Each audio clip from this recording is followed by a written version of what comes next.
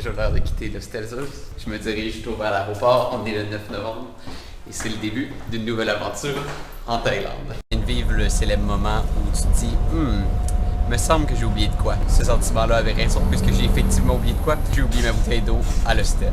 Rien d'autre à faire que se dire qu'on a été un peu stupide et de poursuivre la route vers l'aéroport. Finalement arrivé à l'aéroport et il fallait que j'attende que les check-in rouvrent. Là, ils devraient rouvrir dans quelques minutes. Ensuite, je passe à sécurité et il ne reste plus qu'à attendre le vol vers Kiev.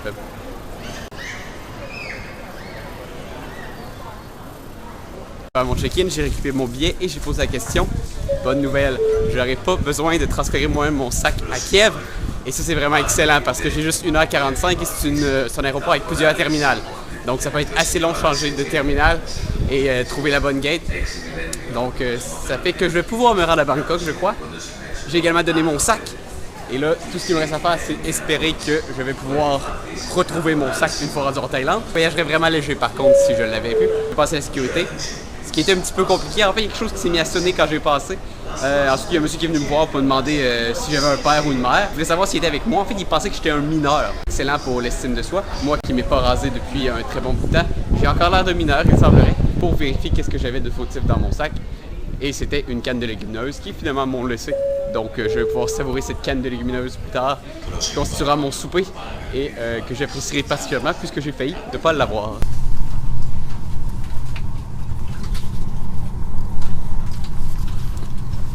On dirait que mon avion s'est pas écrasé et que je suis rendu en Ukraine. Bon, pas officiellement en Ukraine, j'ai pas traversé la frontière, mais quand même.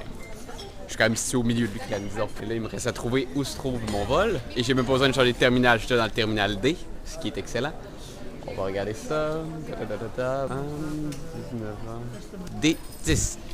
Par là-bas. Bon, je suis arrivé à Bangkok, le vol s'est bien passé. Même s'il n'y avait aucun système de divertissement dans l'avion. C'est long 9 heures, hein, mais j'ai eu une excellente nuit de sommeil. Et là, bonne nouvelle, j'ai mon sac, j'ai passé les douanes, j'ai retiré 4000 bahts. Il reste juste à me rendre à mon hostel et visiter Bangkok. Il faut que je trouve mon hostel. Donc je suis un peu en Thaïlande en train de me promener. Je me débrouille, je crois. On va voir qu'est-ce qu'on va faire.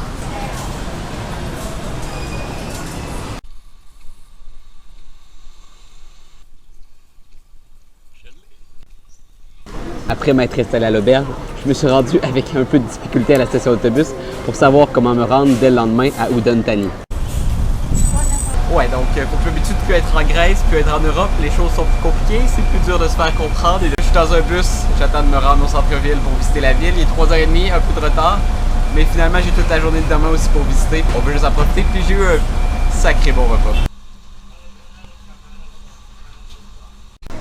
Une fois rendu au centre-ville, c'est avec plaisir que je me laisse dépayser par ma visite.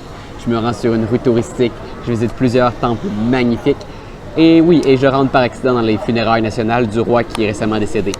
On peut pas tout faire de parfait, hein?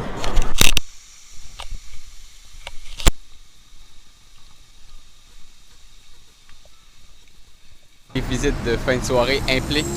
Ah, c'est mon bus qui arrive. Impliquent de devoir revenir chez soi et voyager à travers Bangkok de soir. Finalement, à mon grand plaisir, le retour s'est bien passé. Et ce qui m'attendait à l'auberge, c'était une douche bien méritée ainsi qu'une charmante nuit de sommeil parce que dès le lendemain, la visite continuait. Je viens de me remettre d'un petit moment de panique. Tu sais, quand tu prends une bus, que t'es pas sûr que c'est la bonne bus, puis plus qu'elle avance, moins t'es sûr que c'est la bonne bus. Puis à un moment donné, tout le monde est sorti, la bus s'arrête, puis elle fait « C'est le temps que tu sortes ». Il y a personne qui parle anglais, ni français. Et là, tu te ramasses perdu au milieu de Bangkok, à pas savoir où est-ce que t'es. Mais finalement, j'ai retrouvé mon chemin. Je peux voir le Memorial Bridge là. Et ça, c'est un temple dont j'ai oublié le nom. Et tout ce que j'ai à faire, c'est de marcher sur cette rue-là pour me rendre à ma prochaine destination. Chinatown de Bangkok. Et je dois avouer que c'est pas pareil comme les autres Chinatown que j'ai visités. Je viens de me promener et je rentre en fait dans le Chinatown. Le premier kiosque que je vois, il vend des armes à feu et des arbalètes. Le suivant, il vend de la drogue. Et le suivant, il vend évidemment de la pornographie. Et l'autre d'après, juste avant la sortie, vendait des dildos. J'ai réalisé que Ce n'était pas le genre de choses que je recherchais comme achat. Je vais quitter l'endroit et on va aller voir d'autres choses. Donc me voilà de retour à la station de bus où je me suis rendu hier. Et là, j'ai acheté mon billet. Tout ce qui me reste à faire, c'est attendre mon bus à 9h30. C'est un bus de soir. Je devrais arriver vers 4h ou 5h du matin au Dontani. La visite de Bangkok qui est déjà terminée. La visite en soi, puisque là, je risque de m'installer pour un bon bout de temps, si tout se passe bien. Et ça va être tout pour la première partie de cette capsule-là en Thaïlande. J'espère que vous appréciez, que ça vous donne une petite idée de c'est quoi le genre de vie quand tu es en voyage comme ça, sac à dos. Théoriquement, la suite devrait venir dans peu de temps. Donc, à bientôt!